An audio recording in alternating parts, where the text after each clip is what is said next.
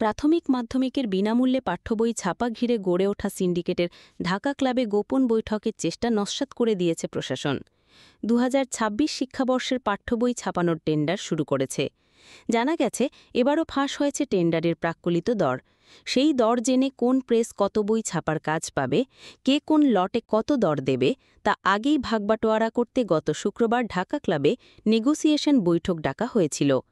জনতা প্রেসের স্বত্বাধিকারী নজরুল ইসলাম কাজল ও ডিজিটাল প্রেসের মালিক ওসমান গনি বৈঠকে অংশ নিতে ১১৬ ছাপাখানার মালিককে মোবাইল ফোনে এসএমএসের মাধ্যমে এই আমন্ত্রণ জানানো হয়। বিষয়টি গোয়েন্দা নেটওয়ার্কে ধরা পরে প্রশাসনের হস্তক্ষেপে সিন্ডিকেটের বৈঠকটি বানচাল হয়ে যায়।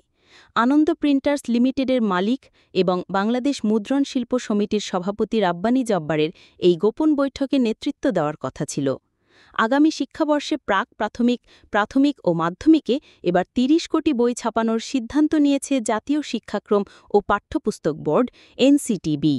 ২০২৫ শিক্ষাবর্ষে ৪০ কোটি বই ছাপানো হয়েছিল, কিন্তু ২০২৬ শিক্ষাবর্ষে দশম শ্রেণীর জন্য ৫ কোটি ছাপানোর প্রয়োজন হবে না, কারণ নবম ও দশম শ্রেণীর একই পাঠ্য বই। এছাড়া কঠোর নজরদারির কারণে এবার সারা দেশ থেকে চাহিদা কমেছে প্রায় ৪.৫ কোটির বেশি